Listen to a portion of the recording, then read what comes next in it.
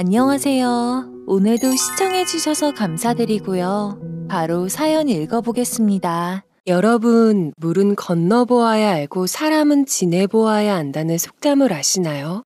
사람은 겉으로만 봐서 그 속을 잘 알 수 없으므로 실제로 겪어봐야 바로 안다는 말인데요. 1년여 전 저희 가족은 살면서 참 무서운 일을 겪었습니다. 생각하고 싶지도 않은 섬찟한 일을요. 그 무서운 일이 제 딸의 결혼으로 인해 벌어졌던 일이기에 더욱 억장이 무너졌습니다. 이 사연을 제가 꽁꽁 숨기고 싶음에도 어렵게 보내는 것은 여러분은 부디 조심하고 또 조심하기를 바라는 간절한 마음에서 이 기막힌 사연을 보내봅니다. 사연은 저희 가정사와 딸이 결혼하게 된 과정부터 들려드리도록 할게요. 얼마나 철두철미했으면 저희가 속아 넘어가 귀한 딸의 결혼을 허락했는지도 중요하니까요. 쉿! 처음부터 귀 기울여 들어주시기 바래요. 어허, 참나. 우린 떳떳하게 사업자 내고 세금도 꼬박꼬박 낸 선량한 시민이라고요. 남녀가 좋아서 한 결혼인데 무슨 사기 결혼에 혼인 취소라는 겁니까? 절대로 인정 못합니다. 너 내가 지옥 끝까지 쫓아갈 거야. 누구 맘대로 혼인 취소야? 절대로 못해. 안녕하세요. 충남 아산에서 블루베리 농장을 운영하고 있는 50대 중반의 여성입니다. 저희 시댁은 대대로 내려오던 집안 토지가 약 1만 평 정도로 5천 평에 임야에는 주택과 텃밭, 유실수를 심어놓고 나머지 5천 평의 밭에는 비닐하우스 5개 동에 유기농 블루베리를 키우며 여름에 블루베리 수확 체험장도 운영하는 제법 규모가 큰 농장을 운영하고 있어요. 예전에 시부모님은 딸기 농장과 체험학습장을 운영하셨지만 농장 체험도 요즘 트렌드에 맞게 고소득으로 전환시켜야 한다는 남편의 결심으로 6년 전부터 블루베리에 온 심혈을 기울여 지금은 제법 유명한 블루베리 농장이 되었습니다. 비록 지금은 다른 지역으로 이주를 생각하고 있지만요. 남편이 고소득 요실수를 고민을 하고 있을 때 도움을 준 사람이 아가씨였어요. 남편의 하나밖에 없는 여동생. 아가씨는 유학 왔다가 시댁의 딸기 따기 체험 현장에 참가하러 온 파란 눈의 외국인이었어요. 두 사람이 눈이 맞아 연애를 시작하자 시아버님은 파란 눈의 사위는 안 된다며 엄청난 반대를 했죠. 하지만 자식 이기는 부모 없다고 하잖아요. 결국 아가씨가 혼전 임신까지 하게 되자 별 수 없이 뜻대로 하라며 쫓겨나다시피 하고 외국인 아주버니를 따라간 나라가 캐나다 밴쿠버. 작은 농장을 운영하는 줄 알았던 아가씨의 시댁은 엄청난 규모의 베리 농장을 가진 대지주였다고 하네요.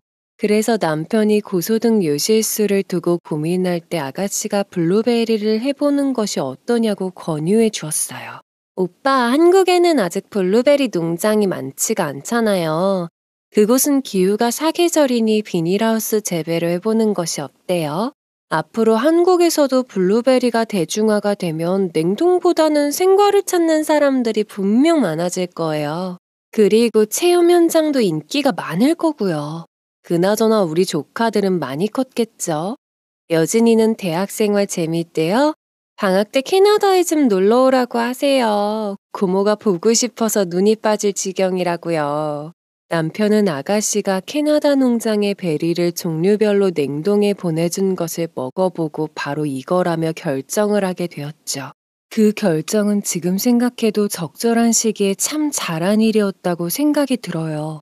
게다가 다들 아시다시피 몇 년 전부터 주변에 평택의 대기업 반도체 공장이 들어섰죠.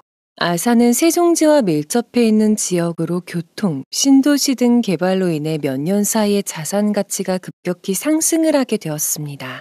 그렇다고 저희가 돈이 없던 시골 농장주는 아니었는데도 더 많은 부를 축적하게 되니 얼떨떨하기도 했고 기쁘기도 했답니다. 물론 땅을 현금화하기 전에는 이익이 확정지어지는 것이 아니었지만 그래도 자산 가치가 늘어났다는데 안 좋아할 사람은 아무도 없을 겁니다. 여보, 재물복이 터지는 운대가 있다는데 그 말이 맞나 봐요. 마치 우리가 열심히 살았다고 보상받는 것 같아요. 이제 우리 아이들만 좋은 짝 만나서 행복하게만 살면 더 바랄 것이 없겠어요. 그렇게 저희 부부는 땅값 상승과 함께 아직까지 별탈 없이 잘 커준 아들, 딸이 좋은 짝을 만나 행복한 삶을 살아주기만 바랬어요. 하지만 세상은 참 공평하기도 하죠. 저희가 교만해질까봐 경고장을 날리는 것이었을까요? 아니면 더 큰 불행을 막았다고 감사하다고 해야 할까요? 이때만 해도 앞으로 저희에게 엄청난 사건이 기다리고 있을 거라고는 꿈에도 생각하지 못했습니다. 딸 자식이 몇 년 후 사랑하는 사람이 생겼다면서 소개를 하고 결혼을 하겠다고 하기 전까진 말이죠. 큰아들은 대학에서 원예 작물학과를 졸업하고 저희를 도와 농장을 운영하고 있어요. 저희만으로는 일이 많아 운영할 수 없어서 아들에게 도와달라고 부탁을 했답니다. 그리고 딸은 서울에서 대학을 졸업 후 직장 생활을 했기 때문에 떨어져 살아야만 했습니다. 딸이 대학을 다닐 때 1억의 보증금을 주고 오피스텔을 얻어주었어요. 딸은 그 지원을 마지막으로 받겠다고 했고 중국어학과를 졸업 후 무역회사에 취직을 하고 틈틈이 아르바이트로 통역 일을 하기도 했답니다.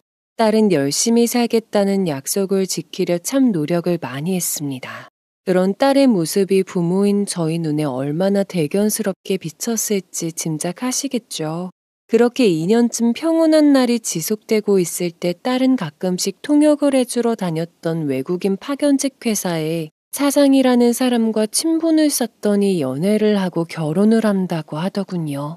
몇 년을 봐왔고 그 회사에 가서 직접 외국인들과의 의사소통을 위해 통역까지 해주고 있었으니 신분은 확실하겠다는 생각을 했습니다.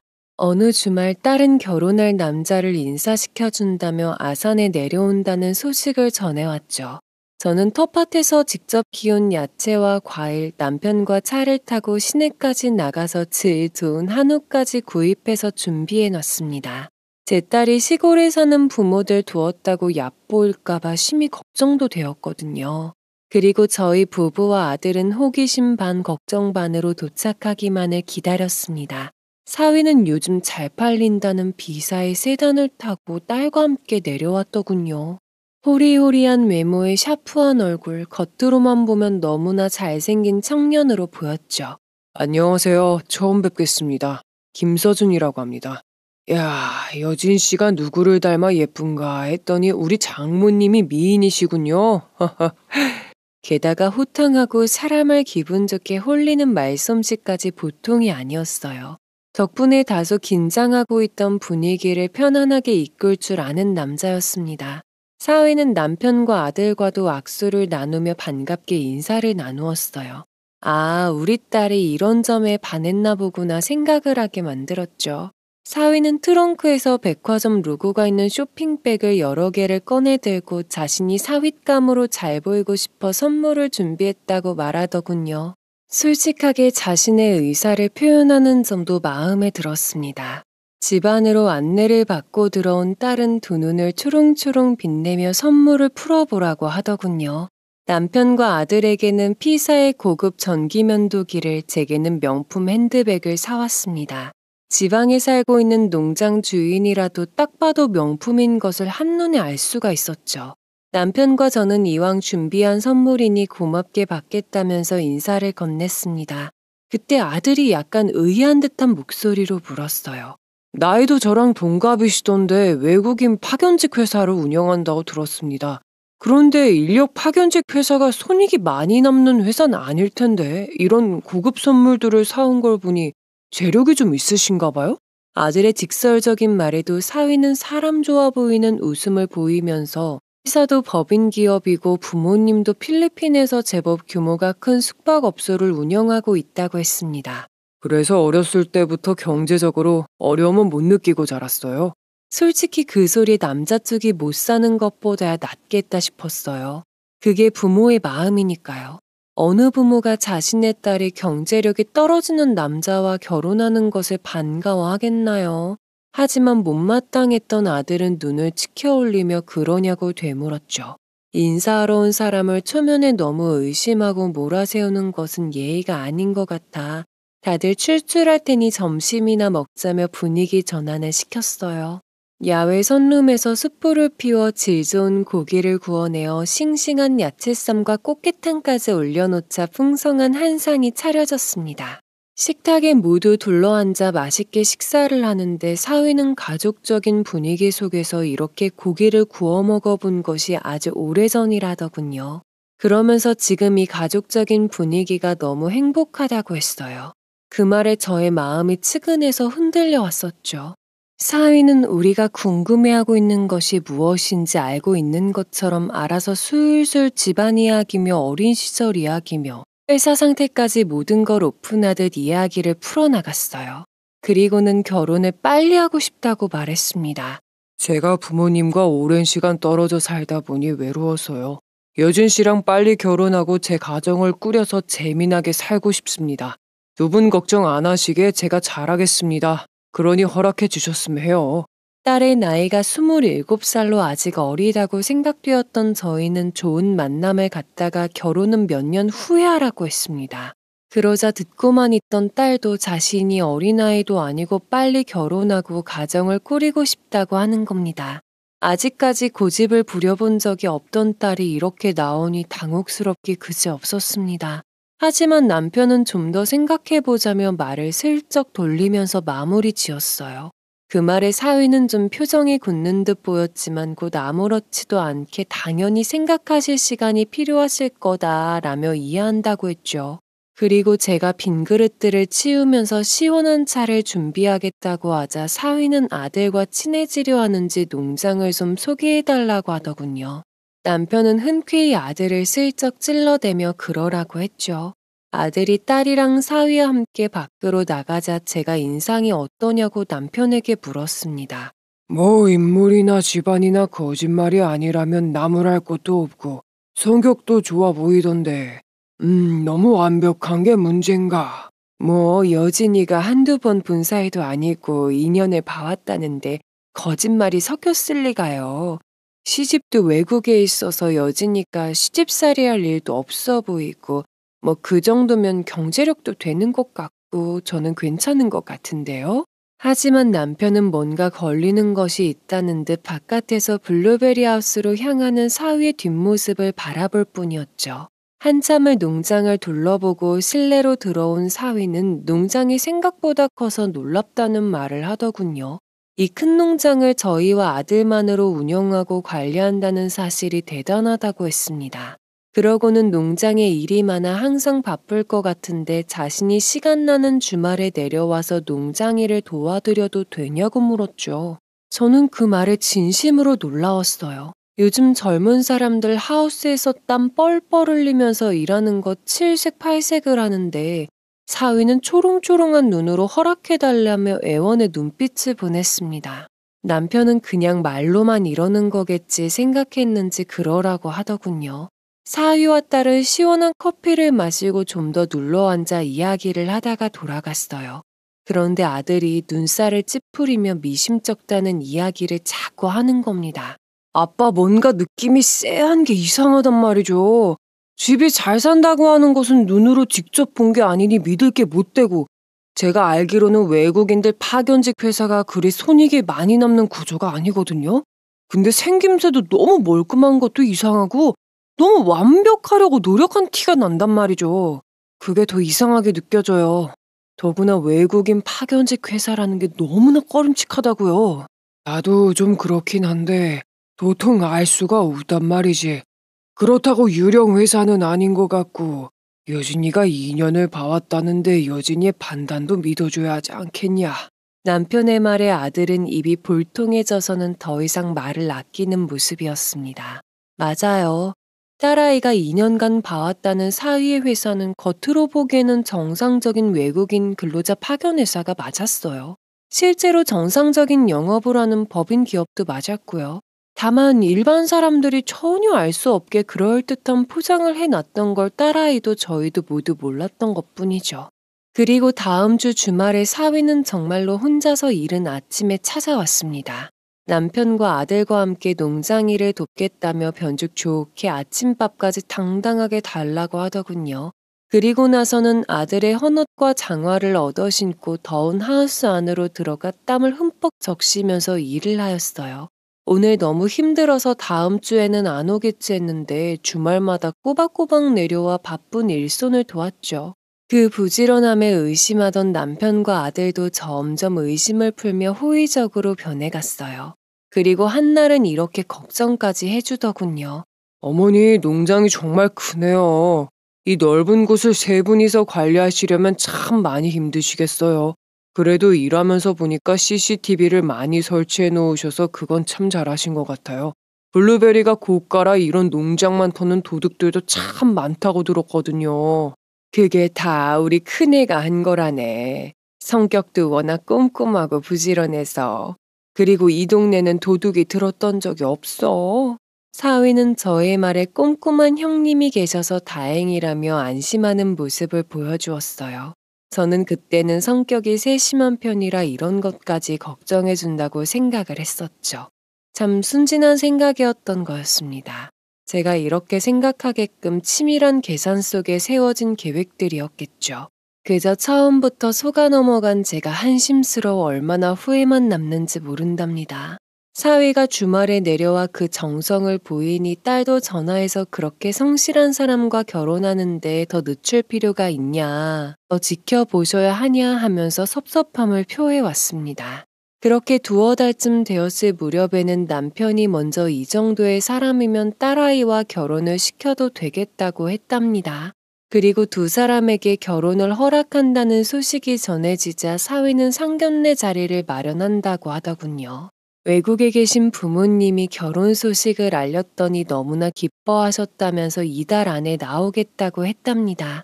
그리고 잡힌 날짜에 양가 상견례를 하였어요.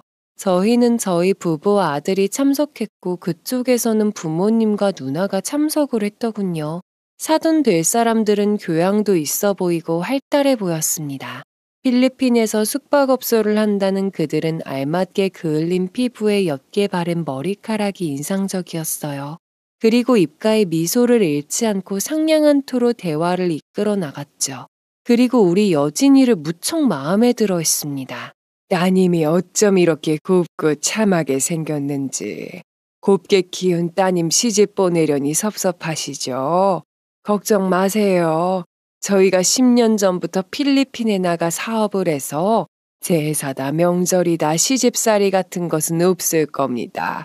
저희는 그저 두 사람이 싸우지 않고 알콩달콩 잘 살아주면 그것으로 만족합니다.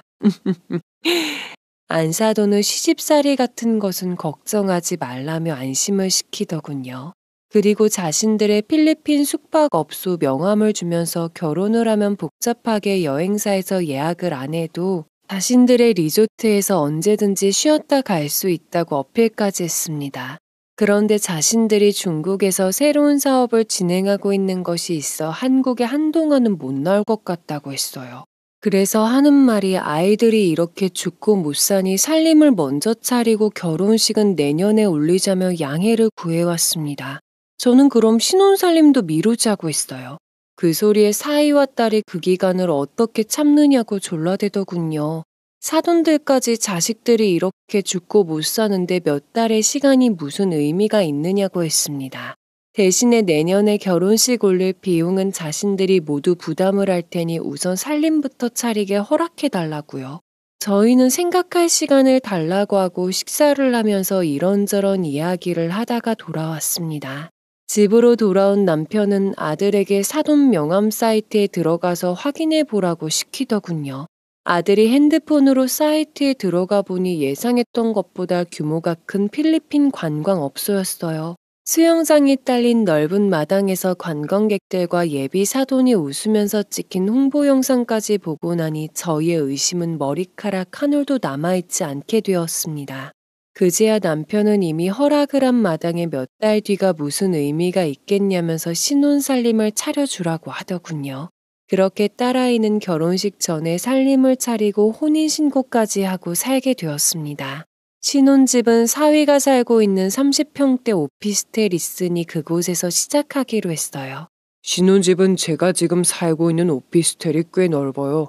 가전도 다 갖추어져 있으니 여진 씨는 그냥 몸만 들어오면 돼요. 이곳에서 살다가 결혼식 올리고 주위의 신도시 아파트로 갈아탈 생각이에요.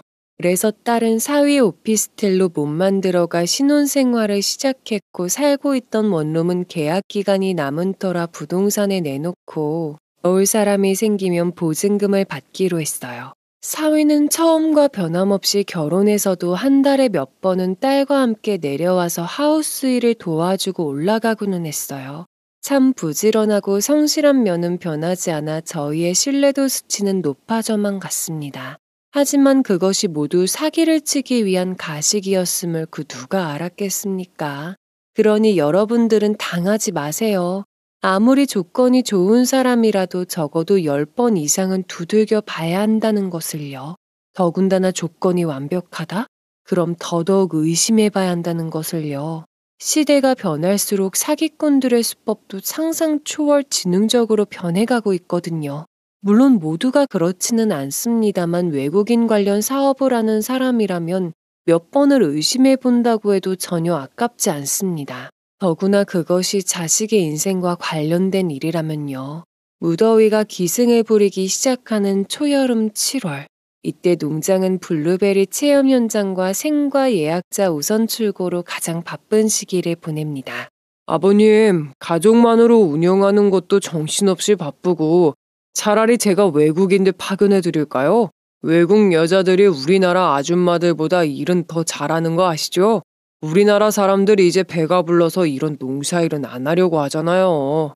이맘때쯤이면 일꾼들 구하는 것이 시골에서는 하늘의 별 따기처럼 어려웠습니다. 그때 사위가 처갓집에 도움을 드리는 것이니 특별히 1인당 12만 원 인건비를 7만 원 외국인 직접 인건비만 받고 지원해주겠다고 파격 제안을 해왔어요. 대신 당일 현금 지급으로 해달라고 했죠.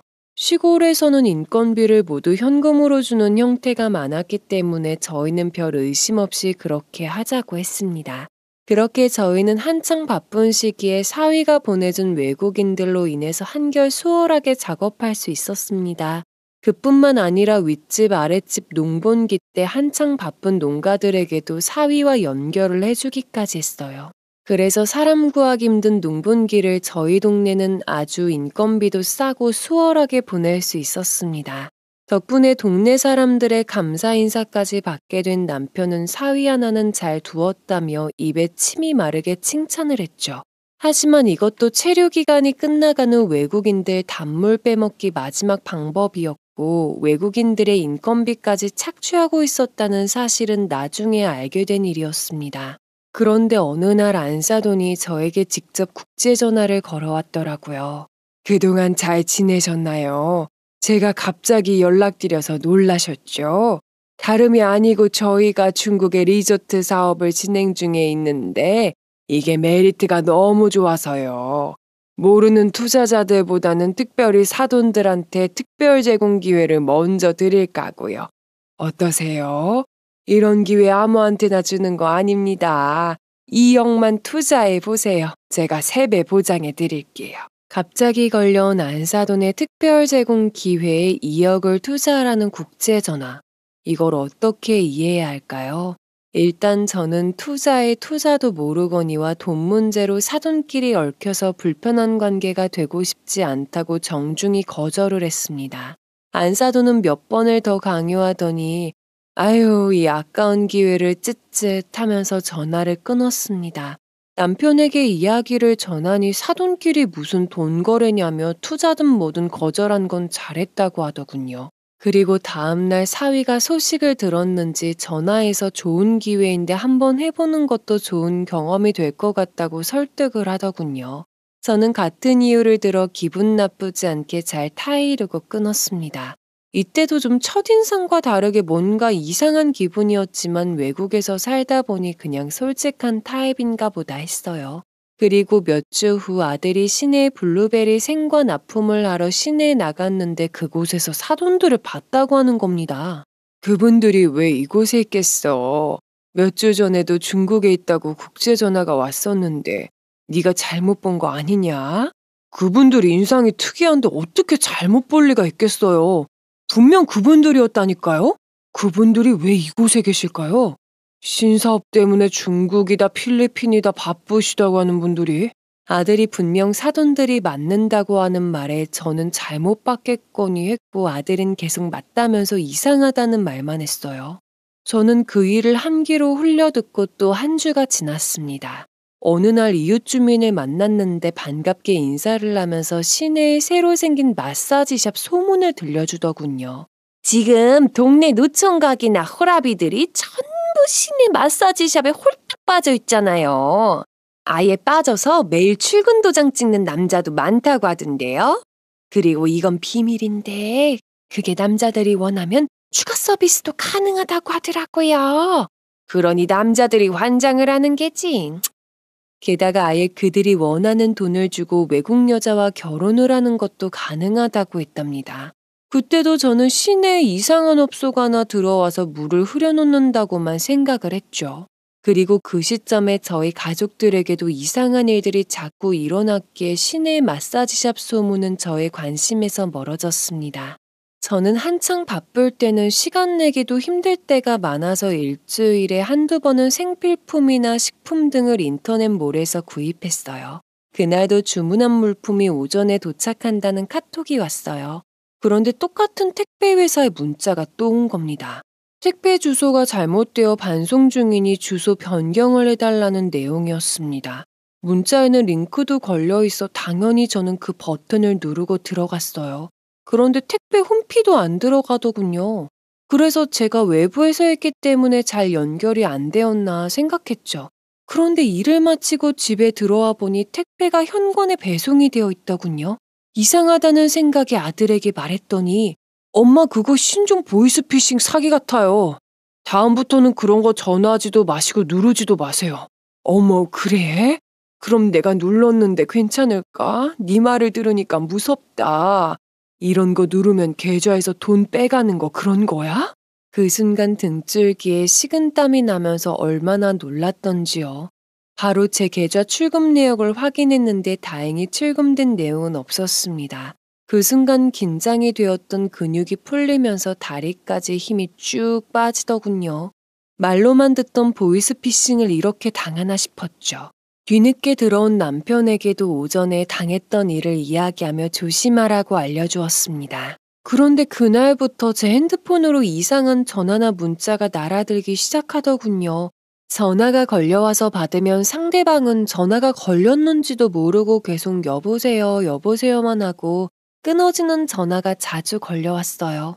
그리고 민폐 주지 말고 노동일에서 떳떳하게 살아라는 등 막말을 하는 문자도 오고 사행성 게임 가입하라는 광고성 문자, 막혀있던 금전운을 뚫어주는 황금뱀 사진을 보내면서 3명에게 공유만 하면 막혀있던 금전운이 하르르 뚫린다고 하는 기막힌 문자까지 오더군요. 저는 겁이 덜컥 나서 남편과 아들에게 보여주었어요. 아들은 아무래도 지난번에 택배 문자를 눌러서 그런 것 같다며 다음날 저와 함께 경찰서로 가서 신고를 하려고 했습니다. 이거 보이스피싱 수법에 당하신 거예요. 요즘 이런 문자에다가 링크를 달아놓고 뿌리는 경우가 신종 수법인데 누르게 되면 어머님의 번호가 보이스피싱 번호로 바뀌게 되는 거예요. 그런데 또 저희가 도와줄 수 있는 게 없어요. 죄송하지만 어쩔 수 없이 어머니 전화번호를 바꿀 수밖에 없거든요. 경찰의 말에 할 수 없이 통신사까지 가서 오랜 기간 사용해왔던 전화번호를 바꾸어야만 했네요. 이게 무슨 날벼락인지 얼떨결에 당한 것이 화가 나서 속에서 천불이 날 지경이었습니다. 하루 종일 경찰서에다가 통신사까지 쫓아다니느라고 몸도 피곤하고 아들까지 함께 다녔으니 둘이 농장일까지 못해 일까지 밀려 있었어요. 녹초가 된 몸으로 집에 들어와 늦은 저녁을 해먹고 쉬고 있는데 딸에게 전화가 걸려왔습니다. 엄마한테 전화를 하니까 바뀐 번호로 연결해 주던데 핸드폰 바꾸셨어요? 갑자기 왜요? 내가 글쎄 기가 막힌 일을 당했지 뭐니. 저는 그동안 당했던 보이스피싱 일을 말해주면서 딸에게도 조심하라고 해주었죠. 딸은 흥분을 하며 세상이 점점 험악해지고 사기꾼들의 방법이 교묘해진다면서 그들의 수법에 결코 당해서는 안 된다고 하더군요. 딸은 한참을 흥분하더니 사위가 요 근래 일이 많다며 야근을 해서 늦게 들어오는 일이 많다고 툴툴거리더군요. 그 소리를 들은 저는 일하는 사람도 힘들 것이라며 들어오면 잘해주라고 다독이고 통화를 끊었습니다. 핸드폰 번호를 바꾸고 나서는 그 이상한 전화나 문자는 오지를 않았어요. 그제서야 저는 안심을 했습니다. 그런데 제가 안심을 하자마자 남편의 핸드폰으로 정부지원금 신청 안내 문자가 왔어요. 저희는 농장주이기 때문에 지방의 여러 가지 지원금 혜택을 받고 있었는데요. 이렇게 문자로 받아보기는 또 처음이었어요. 순간 저는 혹시나는 마음에 저희가 그동안 지원금 받아왔던 센터로 전화를 걸어 확인해 봤습니다. 그런데 지금은 지원금 기간이 아니라서 그런 문자를 보낸 적이 없다고 하더군요. 순간 남편과 저는 얼이 빠져서는 둘이 멍하니 쳐다보았답니다. 왜 언제부터인가 이런 보이스피싱 사기가 저희 가족에게 판을 치냐 이거죠. 그뿐만이 아니었어요. 아들까지 정말로 순식간에 당할 뻔했던 보이스피싱 사건이 터졌는데요. 어느 날 딸하고 통화를 하는데 차가 접촉사고가 났다는 말을 하는 겁니다. 엄마, 나 오늘 접촉사고가 있었어요. 다친 사람이 없어서 다행이었지 뭐야. 그래도 병원 갔다 왔어요. 그냥 가벼운 타박상이래요. 너는 괜찮은 거야? 다친 데 없고? 교통사고는 후유증이 문제라던데. 괜찮아요. 엄마, 아빠도 운전할 때 조심하세요. 그리고 엄마, 저번에 보이스피싱 서준 씨한테 말했더니 요즘 그런 신종사기 수법이 유행이래요.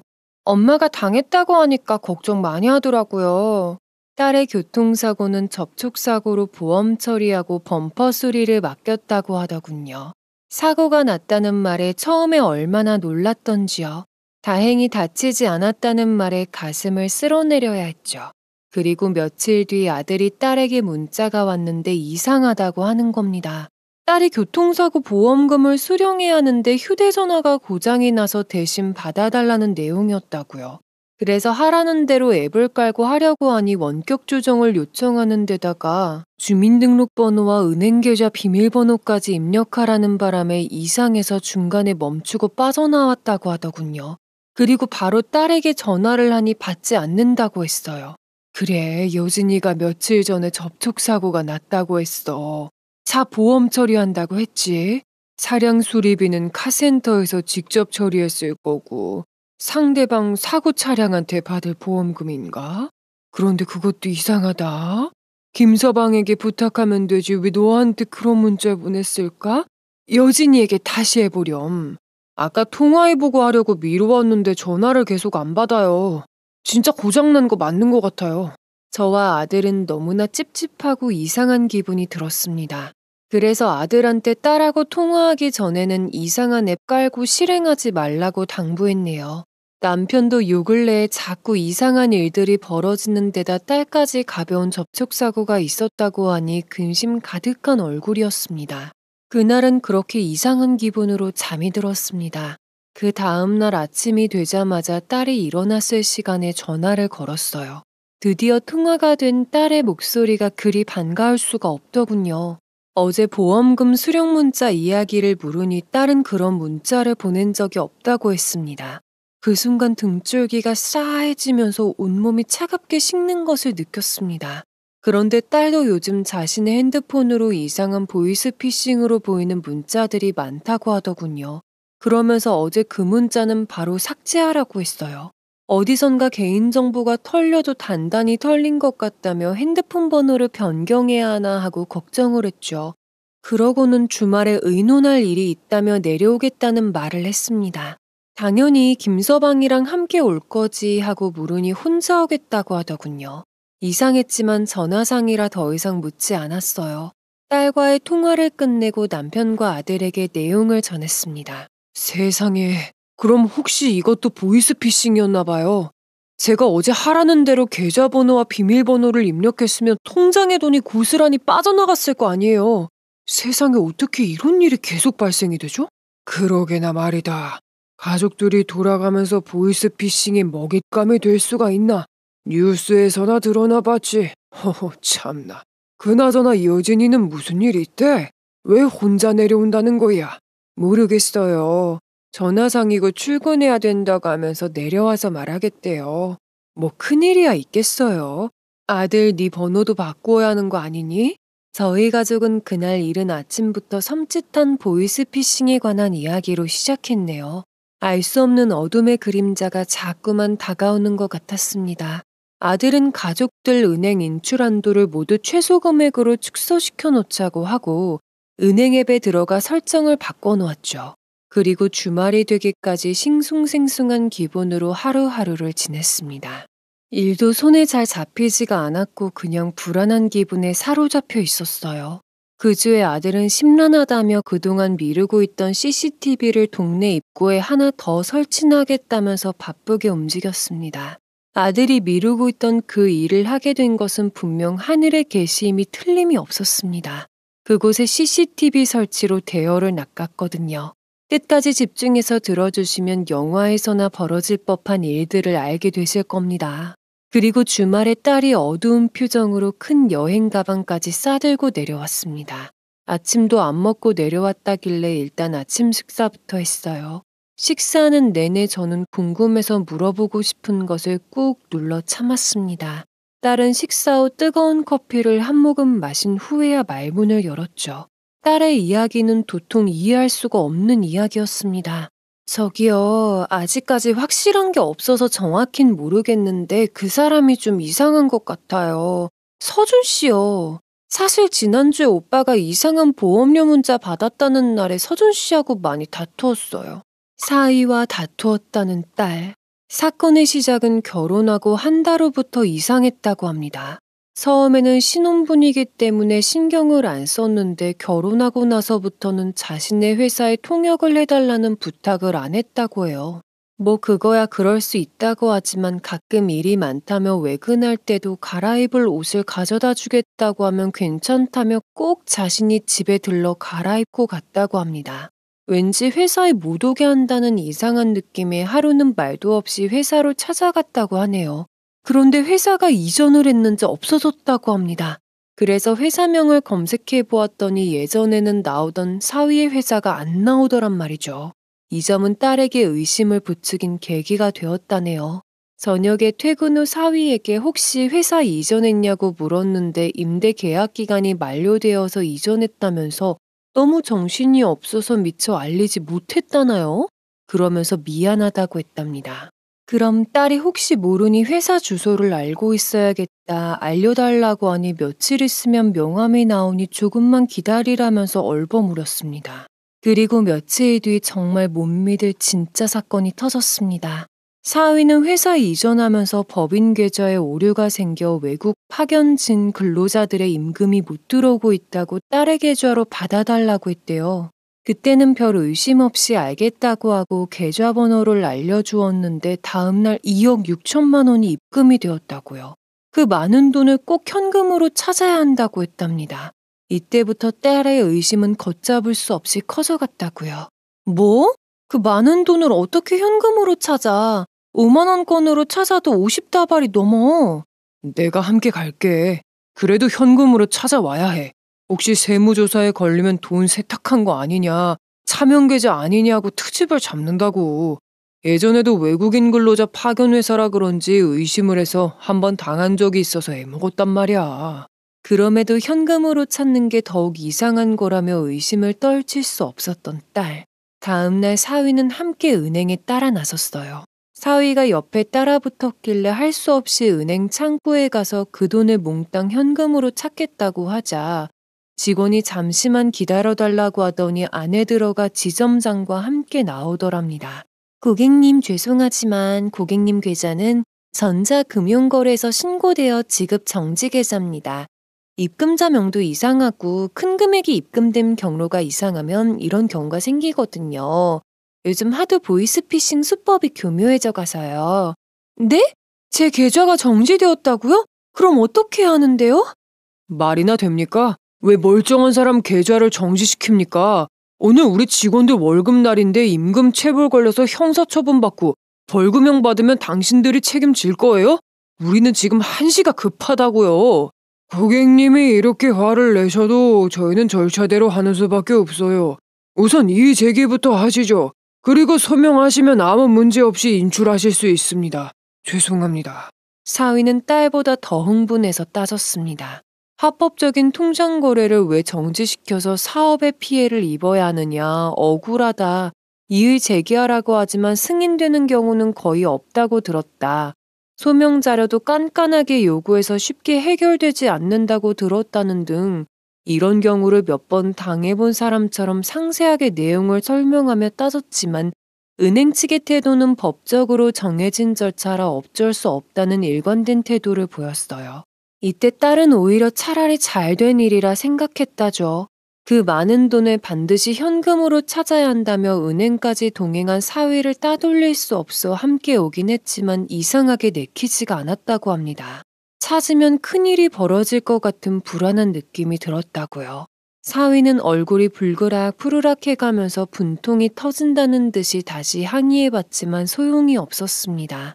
결국 고객들이 번호표를 들고 불만이 터져나오는 것을 들은 딸은 사위를 끌고 밖으로 나올 수밖에 없었어요. 은행에서 쫓겨나다시피 나온 딸은 자신의 계좌를 빌려주었다가 이렇게 되자 황당하면서도 더욱 의심이 될 수밖에 없는 상황으로 변해갔어요. 한 번 의심을 하게 되니 모든 것이 낯설어지고 의심이 꼬리를 물고 계속 수상한 냄새만 나더랍니다. 게다가 은행에서 현금을 인출 못한 사위는 당장 직원들 급여를 못 준다며 저희에게 연락해서 현금 융통을 해달라고 부탁 좀 해보라고 했다네요. 아우, 미치겠네. 요즘 왜 이렇게 일이 꼬이고 되는 일이 없는지. 직원들 월급은 제 날짜에 지급해주자는 게 내 사업 철칙인데 내일 어떻게 하냐. 장인어른한테 부탁하면 안 될까? 사위도 자식이라는데 이렇게 긴급 상황일 때 도와주셔야 하는 거 아니야? 나도 농장일 바쁠 때 주말마다 가서 도와드리고 오고 했잖아. 무슨 상황인진 알지. 그런데 난 자기도 이상해. 기분 나쁘게 들리겠지만 자기 나한테 회사 이전한 거, 회사 주소도 알려주지 않은 것, 오늘 많은 금액을 현금으로 인출하라는 것까지 전부 다 이상해. 이렇게 숨기기만 하면 자기한테 무슨 일이 생기면 내가 어떻게 대처를 해야 하냐고.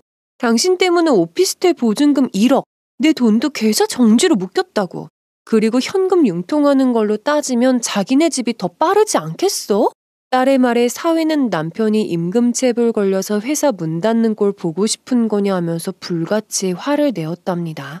자꾸 수상한 일들만 벌어지는 이 상황에서 어떻게 부모님에게 지원금 이야기를 하라고 하느냐.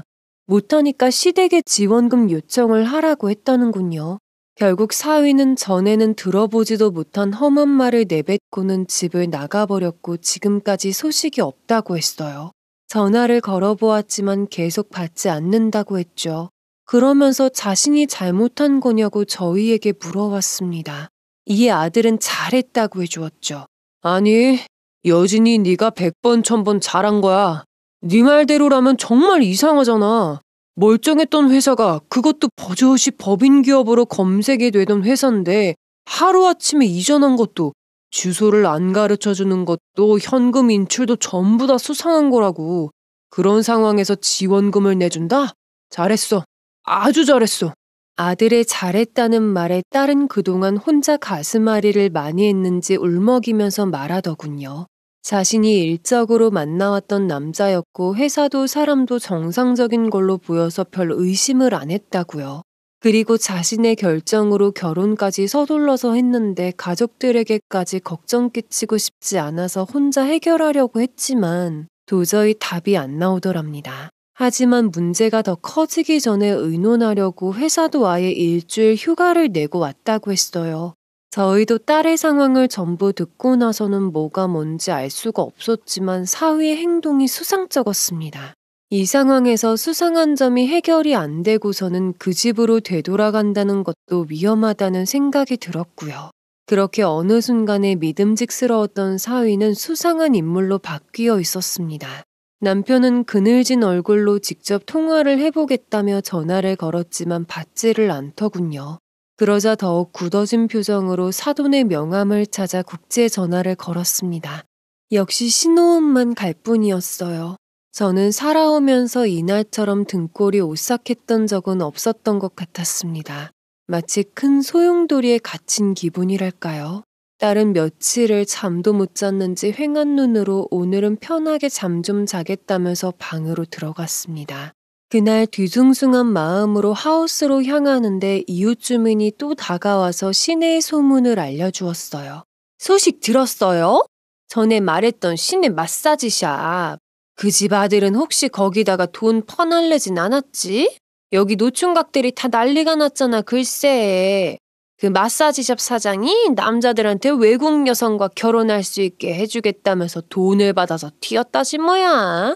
그 바람에 남자들이 경찰서에 쫓아가고 난리도 아니었대요. 그런데도 어디로 숨었는지 아직도 못 찾았다지 아마? 아, 네. 조용하던 동네에 이게 무슨 일이래요? 흉흉하게.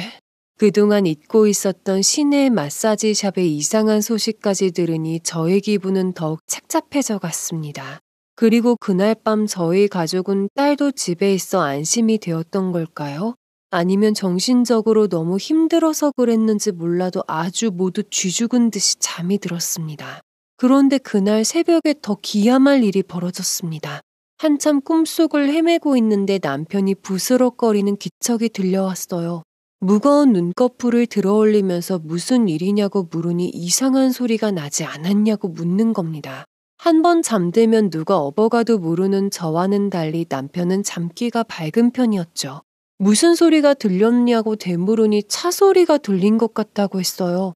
제가 이 새벽에 무슨 차 소리냐고 마음이 불편하니 잘못 들은 것 같다고 했죠. 그런가? 내가 너무 예민한 건가? 아니야, 그래도 확인해보고 다시 자는 게 마음이 편하지. 내가 바깥만 살펴보고 올게. 그렇게 별일 아닐 거라고 손전등을 들고 나갔던 남편은 10분도 안 되어서 후다닥 들어와서는 집안의 불을 다 켰습니다.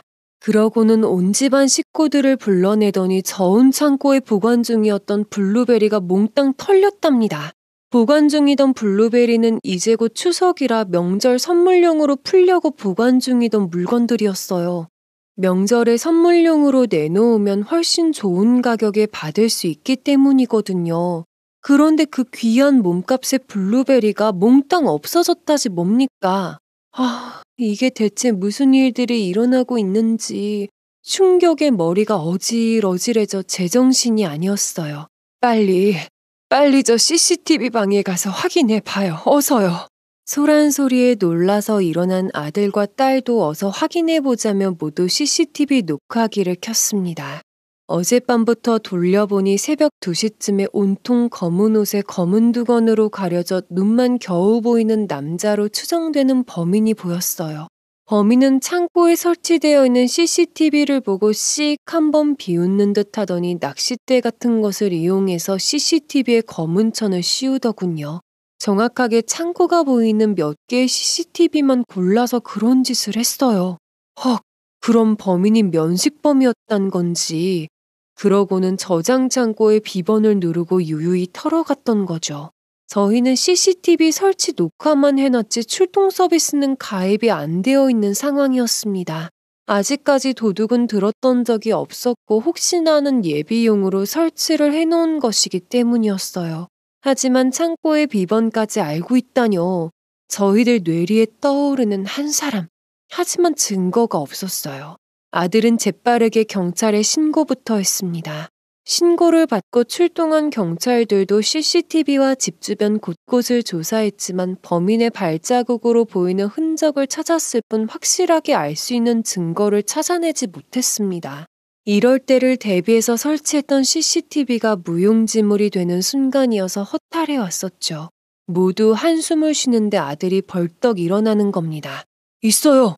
동네 입구에 CCTV가 하나 더 있어요. 그건 집안과 연결되어 있지 않은 비상용이라 거기서는 뭐라도 보일 거예요. 맞네. 저번에 네가 설치한다고 했던 거 그게 있었지? 얼른 가봐라 어서. 다행히 거기에 설치되어 있던 CCTV의 메모리칩을 수거해서 확인해 본 결과 새벽에 유유히 빠져나가는 탑차를 볼 수가 있었어요. 불행히도 운전석에 사람까지는 보이지 않더군요. 경찰들은 사건을 접수하고 차량을 찾기까지 상당한 시간이 걸린다고 했습니다. 며칠이 걸릴지 몇 주가 걸릴지 장담할 수가 없다고 했죠. 그런데 하늘이 도운 건지 운이 좋았던 건지 범인은 엉뚱한 곳에서 뺑소니 사고 차량으로 잡혔습니다. 아침을 먹고 치우고 있는데 경찰서에서 범인이 잡혔다는 소식을 전해왔어요. 저희들은 어떤 자식인지 면상 좀 보자며 재빠르게 경찰서로 향했는데요. 그런데 헉, 세상에나. 그곳에는 사위와 사돈들이 붙잡혀 있더군요. 지금부터는 사위란 말과 사돈이란 말을 입에 올리기도 싫어 잡것이라고 표현하겠습니다. 그들도 어이없게 경찰서에 잡혀있는 상황이 안 믿어진다는 듯이 넉나간 표정이었습니다. 남편은 다짜고짜 그 잡것의 멱살을 잡고 흔들어대면서 불같이 화를 내었습니다. 이 잡것이 니까짓 게 내 딸 꼬드겨 인생 망친 것도 모자라서 좀도둑질까지? 이유가 뭐야 이 자식아. 이 쓰레기 같은 자식. 당장 말 못해? 아유 좀 진정하시고. 이 사람 좀도둑 아니에요. 아주 거물급이에요. 앉아보세요. 경찰이 남편을 뜯어말리면서 거물급이라고 하는 말에 저희는 모두 얼어붙을 수밖에 없었습니다. 모두 눈을 부릅뜨고 들어보니 아주 화려하고 무서운 어둠의 집단이었습니다. 일단 경찰의 꼬리가 잡힌 사건부터 설명하자면 이들은 블루베리를 훔치고 유유히 잘 빠져나갔다고 합니다. 하지만 고속도로를 진입하기도 전에 어두운 새벽길을 속도를 내서 달리다가 좌측에서 진입하던 차를 못 보고 접촉사고가 일어났다고요. 그런데 시간에 쫓기던 이들은 뺑소니를 쳤고 화가 난 피해자 차량은 이들의 차를 쫓으면서 경찰에 뺑소니 신고를 했다네요. 신고를 받고 근처에 음주 단속 대기 중이던 경찰이 합세하면서 이들을 체포할 수 있었다고요. 단순히 음주 차량에 뺑소니 친 거라고 생각했던 경찰들은 조사할수록 더욱 놀랐다고 하더군요. 이 사람들 아주 조직적이에요. 처음에 저희도 단순한 음주운전 뺑소니인 줄 알았는데 아주 전문 사기 집단이더라고요. 사위의 차량은 우리가 신고한 블루베리를 털어간 범인의 차량으로 확인이 되었고 사돈들이라 생각했던 그 인간들은 아산 시내의 마사지샵에서 동네 총각들의 돈을 털어 도망간 잡것들이었던 거죠. 그뿐만 아니라 사각지대에 몰린 외국인들을 이용해서 용납이 안 되는 여러 가지 행태를 해왔고 그들의 임금 착취까지 온갖 더러운 행위들을 법망을 피해서 해왔던 것이 드러났습니다. 처음에는 정상적인 법인기업 이미지로 영업을 하면서 안 보이는 곳에서는 어둠의 돈들을 벌여들였다고요. 그러다가 몇 년에 한 번씩 기업은 폐업 신고를 하고 다시 설립하고 이런 과정들을 되풀이하면서 엄한 사람들의 뒤통수를 쳐왔던 겁니다. 경찰들이 사건 전말을 이야기하는 중간중간에 이 잡것들은 뭐가 당당한지 자신들은 열심히 돈을 벌었다고 하더군요. 어허 참나. 우린 떳떳하게 사업자 내고 세금도 꼬박꼬박 내 선량한 시민이라고요. 그래서 선량한 시민이 좀도둑질까지 한 거냐 이 잡거사. 너희 같은 쓰레기들은 콩밥도 아까워서 아무도 모르게 그냥 묻어버리는 게 딱이라고. 참나 이 영감탱이가. 당한 것들이 멍청한 거지. 내가 쓰레기면 당신 딸도 쓰레기인 거야. 내가 절대로 이혼해주나 봐라. 평생 내 그늘에서 못 벗어날 줄 알라고. 사건 내용들을 듣고 있는 내내 황당하고 기가 막히고 코도 막힐 지경이었습니다. 해머로 머리를 맞은 듯한 충격으로 어질어질 해오더군요. 단전에서 부글부글 뜨거운 화가 치밀어 오르기 시작했어요. 남편도 도저히 화가 나서 참을 수 없는지 주먹을 쥐었다 폈다 하면서 이를 악물고 겨우 참고 있었죠. 그런데 아들은 못 참겠는지 니깟게 내 동생과 우리 집안을 우습게 봐? 순식간에 그 사위 면상을 어퍼킷으로 날려버리더군요. 수갑을 차고 앉아있던 사위가 뒤로 쿵 하면서 벌러덩 넘어지자 옆에서 쭝알쭝알대던 사돈이 왜 엄한 사람을 치냐며 버럭 소리를 지르는데 경찰관에게 자신들도 고소한다고 하더군요. 이에 저도 분을 참지 못하고 벌떡 일어나 그 요망한 사돈의 얼굴을 후려 갈겼습니다. 오냐, 내 딸 신세 망친 거에 비하면 이깟 고소가 문제냐? 기껏해야 벌금밖에 더 내겠어? 니들은 갱생도 안 되고 재활용도 안 되는 쓰레기들이라 아주 꿈틀도 못하게 짓밟아 버려야 된다고. 그러고는 그동안 참아왔던 분노를 담아서 반대쪽도 후려갈겼죠. 흥분을 이기지 못하고 씩씩거리는 걸 경찰이 뜯어말리고서야 멈추었습니다. 그런데 이 난장판 속에서도 상황들을 가만히 듣고만 있던 딸이 얼굴이 하얗게 질려서는 자신의 중지된 이상한 계좌 사건도 너무나 수상하다며 이 사건의 내막도 이야기하게 됩니다. 딸의 은행에서 벌어진 일들을 듣던 경찰이 그러더군요. 딱 보이스피싱 신종 사기 수법이네요. 지금 이와 유사한 수법으로 당한 사람이 여럿이에요. 하긴 은행 지점장도 당하고 형사도 당황해서 당할 뻔했다는데 젊은 여자가 당하는 것은 순식간이죠. 어이 강형사, 이것들 보이스피싱 조직하고도 연관된 건지 알아봐. 경찰의 그 말에 딸이 시댁이란 것들이 필리핀과 중국에서 숙박업소 사업을 해왔다며 전해받은 명함을 찾아 건네었습니다. 그리고 신호이란 잡것도 중국에 있다고 했죠. 덕분에 조사가 빠르게 진행되었습니다. 예전에 봐왔던 가면을 벗어던진 그것들의 본 모습은 가히 충격적이란 말로 다 설명을 못할 것 같고요. 결론만 말하자면 필리핀 숙박업소와 외국인 파견직 회사는 모두 위장이었고 유흥업소뿐만 아니라 우리 가는 마사지샵, 국제결혼 등등의 마수의 손길로 어둠의 돈을 벌여들였습니다. 그러다가 더 쉽게 돈을 벌 수 있는 방법을 찾다가 보이스피싱에 가담까지 하게 된 것이었죠. 그것들은 중국과 필리핀에서 각각 총 책자로부터 보이스피싱 수법을 전수받고 본격적으로 수많은 피해자들의 삶을 망가뜨린 주범이 된 겁니다. 저희가 몇 달 전부터 당해왔던 보이스피싱 사건들도 딸이 당했던 계좌정지 사건도 모두 그것과 연루된 사건들로 밝혀졌습니다. 그들이 자신의 대포 통장이 거래 정지로 걸리자 저에게 택배 문자로 보냈던 앱을 제가 눌렀을 때 그걸 이용했고 또다시 남편과 아들의 문자가 실패하자 딸의 계좌를 이용해서 빼먹고 달아나려고 했던 것인데 거기서 거래 정지로 막히자 아산 마사지샵에서 한탕한 것과 소심한 복수로 농장의 블루베리까지 보란듯이 들고 튀려다가 목덜미가 잡힌 거였습니다. 그들은 중범죄 조직으로 도주 우려가 있다고 판단되어 바로 구속영장이 발부되어 구속되었습니다. 남편과 아들은 이것이 보통 상황이 아니라는 것을 직감하고 바로 형사사건 변호사를 알아보고 선임했어요. 변호사님, 내 딸을 농락한 저 잡것들을 사기 결혼으로 고소하고 혼인 취소 소송과 위자료, 은행 계좌 정지 사건까지 모두 처리해 주십시오. 게다가 도둑질까지 전부 다요. 지금 경찰들이 조사하고 있는 내용에다가 할 수 있는 가중처벌을 모조리 다 받게 해주세요. 그 후에 사건이 하나씩 진행되고 해결되는 과정에서 저희는 말로 헤아릴 수 없는 정신적 피해와 고통, 일을 못하는 시간적 피해까지 고스란히 안고 가야 했죠. 하지만 당사자인 딸의 심정은 더했을 것으로 생각됩니다. 딸은 그 사건 이후 잠도 제대로 못 자고 못 먹고 자신이 범법자를 사랑한다고 믿었다는 사실부터 결혼까지 하고 한 집에 살았다는 사실에 엄청난 충격을 받았죠. 회사 생활도 당연히 지속할 수가 없어서 사표를 내었습니다. 게다가 자신의 잘못된 판단으로 인해 가족들까지 몇 달 동안 악몽의 시간 속에서 긴 시간 동안 사건 해결로 심한 고통을 겪는 것을 보고 너무나 힘겨운 시간을 보냈습니다. 급기야는 제가 딸을 이끌고 정신과 치료를 받게 했어요. 치료는 사건이 종결되던 6개월이 끝나고도 심한 후유증으로 시달렸어요. 그 잡것들은 종합적인 사기 피해 금액과 형량들이 모여서 가중처벌까지 받게 되었지만 그 신우이란 잡것은 중국에 있는 관계로 끝내 찾을 수가 없었습니다.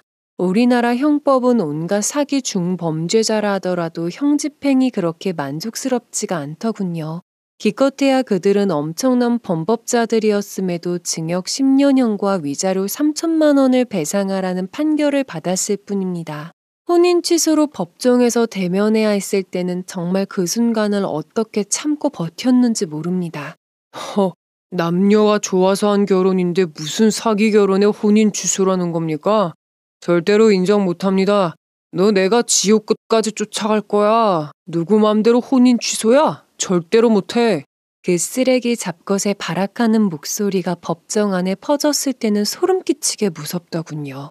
그러니 우리 딸은 아직 30도 안 된 나이에 얼마나 무섭고 두려웠겠습니까? 그 생각만 하면 지금도 피가 거꾸로 솟구치는 것 같아 울컥하고 올라온답니다. 정의가 살아있어야 할 세상에 범법자들이 무법자처럼 판을 치는 요지경 세상. 육지기가 치밀어 올라 꾹 눌러야만 했습니다. 딸의 정지된 계좌는 참 힘들게 풀렸는데요. 변호사님은 그나마 현금 인출을 안 하고 그대로 계좌에 남아있었던 것이 천만다행이었다고 하시더군요. 그 계좌에 입금된 돈들은 피해자들의 신고로 절차를 걸쳐 환급금으로 지급되었습니다. 하지만 사건이 해결돼 가는 기간 동안 딸까지 보이스피싱 관련 사기 방조죄가 될 수 있어 노심초사했던 긴박했던 시간들이었어요. 다행히 형사 변호사를 빠르게 선임해서 대처했던 것이 신의 한 수였던 거였죠. 저희 가족들에게 가장 힘들었던 일, 다시는 겪고 싶지 않은 악몽 같은 시간들, 여러분 중에 분명 저희가 부모로서 현명했더라면 그 잡것과 딸을 결코 결혼시키지 않았을 거라고 질책하시는 분도 계실 겁니다. 변명 같겠지만 저희도 몇 번을 두들겨보고 시킨 결혼이었는데 이런 악몽이 기다리고 있을 줄 누가 알았겠습니까? 시간을 되돌릴 수만 있다면 다시 그때로 되돌리고 싶은 마음이 간절합니다. 딸은 치료 이후에도 후유증이 많이 남아 환청과 불면증, 대인 기피증까지 생겼습니다. 캐나다에 살고 있는 아가씨는 사건을 듣더니 캐나다로 보내라고 했어요. 오빠, 언니랑 의논해서 여진이 여기로 보내요. 거기서 치가 떨리는데 어떻게 같은 땅에 살 수 있겠어요. 먼 곳에서 지내는 게 마음의 치유에 도움이 될 거예요.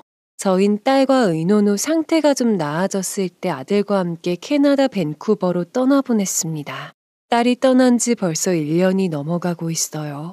딸의 상태는 많이 밝아졌다고 하는데 요즘은 농장 사람들과 어울리기도 하고 한국 관광객들의 블루베리 체험 현장도 돕고 있다고 하더군요. 반가운 소식에 오랜만에 마음이 따뜻해지더군요. 중간에 아들은 돌아와서 저희 곁에 머물며 이주 준비를 돕고 있어요. 저희 또한 그런 쓰레기들과 한때 엮여 있었다는 자괴감에 아산 농장을 전부 처분하고 다른 지역으로 이주할 예정이거든요. 저희는 그것들과 한때 가족이었다는 양심의 가책을 느끼고 사회에 속죄하고픈 마음에 아산 토지의 1000평을 장애인 학교 체험학습장으로 기증을 했습니다. 모르는 사람들은 1000평이면 가치가 얼마인데 그걸 기부하고 참 통 크게 좋은 일 했다고 하지만 그것은 단지 저희의 작은 숙제를 위한 양심의 대가일 뿐이랍니다. 남편과 저는 저희 가족에게 벌어진 사건들을 교만하지 말고 살라는 하늘의 뜻으로 알고 받아들이기로 했어요. 그래야만 앞으로 살아갈 날이 좀 마음이 평온할 것 같거든요. 그것을 왜 우리에게만 이런 일이, 우리가 무엇을 그리 잘못돼서 내 딸에게 그런 일이, 억울하다, 분통하다 이런 생각들을 하면 어떻게 살아갈 수 있겠어요? 어떠신가요? 여러분들 중에도 분명 저희와 같은 사연들을 겪으신 분들이 계실 거라고 생각합니다. 아니면 어떻게 저런 일들을 겪었단 말인가? 하시는 분들도 계시겠죠. 엄청난 사건에 휘말리는 것은 사람이 조절할 수 있는 능력이 아닌 것 같더군요. 부디 여러분들은 사기꾼들의 지능적인 수법에 당하지 마시고 평온한 삶을 살아가시기를 진심으로 바라는 마음입니다. 그런 간절한 마음을 담아 평생 감추고만 싶은 사연을 이리 보내봅니다. 긴 사연 들어주셔서 정말 감사합니다.